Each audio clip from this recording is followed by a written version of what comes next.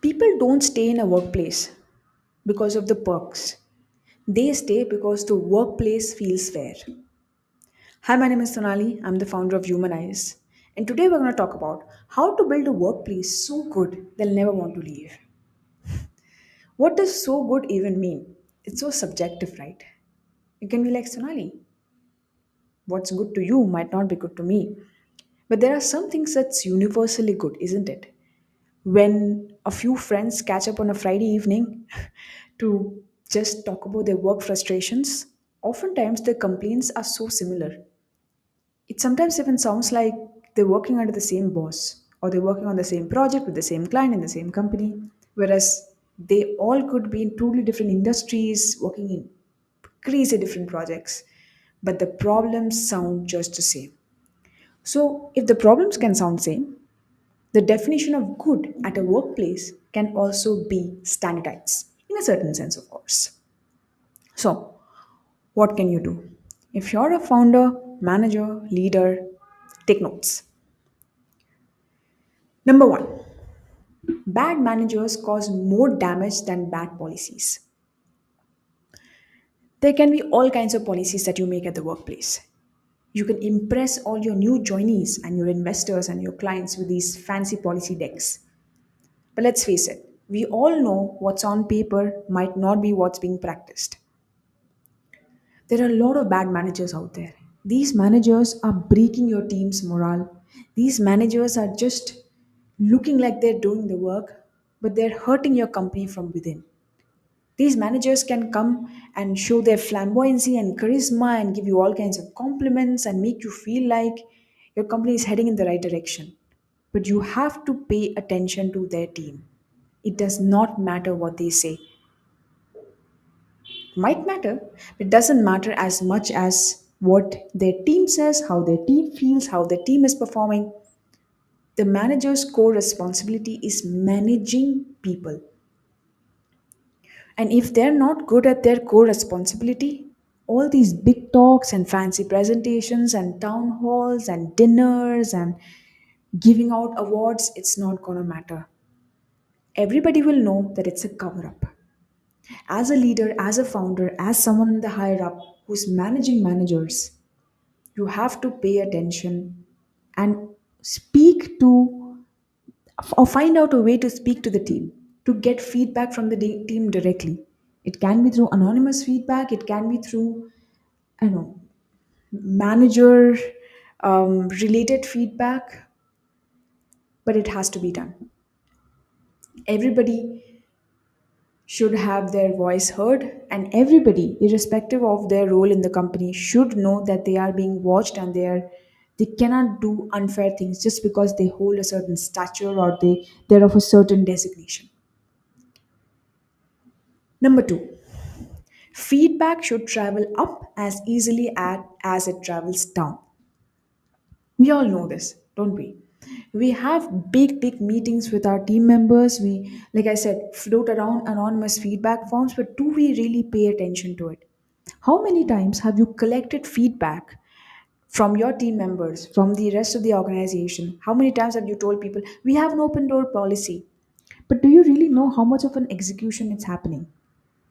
If someone gives you a feedback, do you let the company know that, hey, we received 10 different opinions? We can't do all 10, or here is the list of it. I'm not going to put names, but we want to be open about it.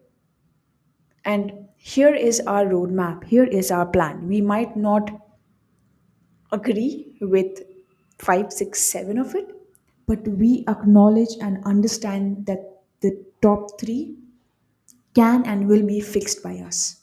And here's how we're going to do it. And give them updates. Just like you ask updates from your team members, you gotta be answerable to your team as well. You have to be responsible for the people that you have on your team in your organization.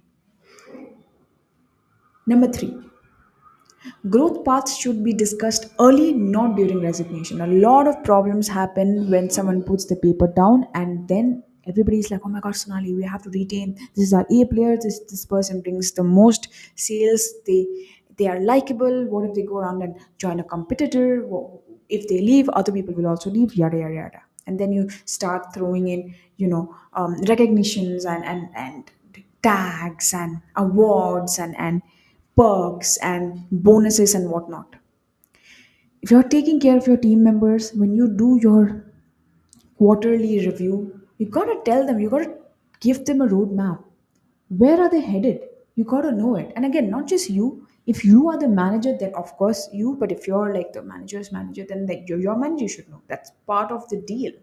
Right? So focus on people's growth and align that growth to the company's growth. Every time when you come on these meetings, if you only say the company wants to do this, the company wants to do that, we are doing this. What about the individual?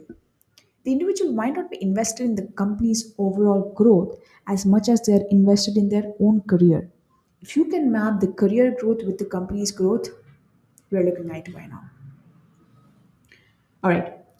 Number four, people should be trusted to make decisions, not just executed. There is a real problem in delegating decision making. Everybody is real good in delegating work. Do this for me, do that for me, but you don't want to delegate decision making because that holds power. That makes all of us feel that we are important. If someone is taking care of a project end to end, if they have the expertise, if they have the skill sets, why shouldn't they make a few decisions of their own? You cannot hold back that power all the time.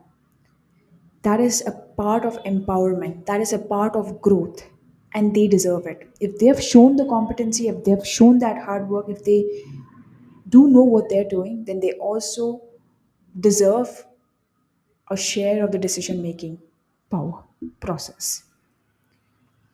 And finally, clear expectations matter more than motivational speeches. See, this is what I do, right? A lot of companies also call me not just to work with their culture, to kind of do these leadership sessions and stuff.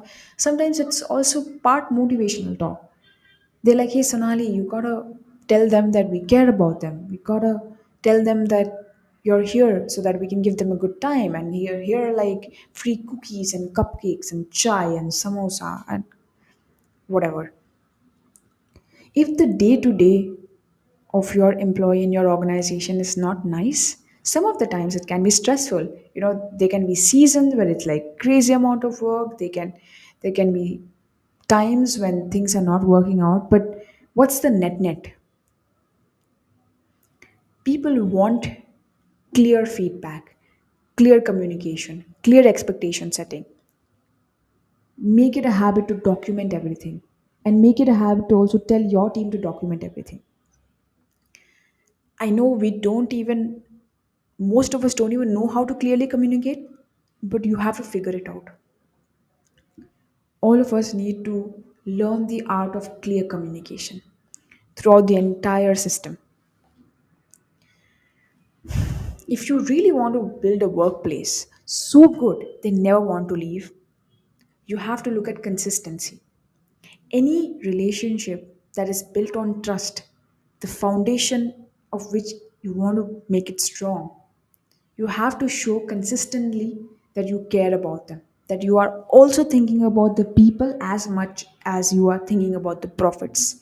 You're also thinking about the growth as much as you're thinking about the company's overall target achievement or turnover. And no matter what kind of culture initiative you do, you can call me, we can do all kinds of stuff, but the execution has to be done by you, the founder, the leader, the manager, the face of it all. Right? I can give you all kinds of recommendations, but they need to trust you. They need to trust the company. They need to trust the brand. And that, my friends, and my fellow founders, managers, and leaders, is how you can build a workplace so good that they will never want to leave. That's it from me. I'll see you in the next one.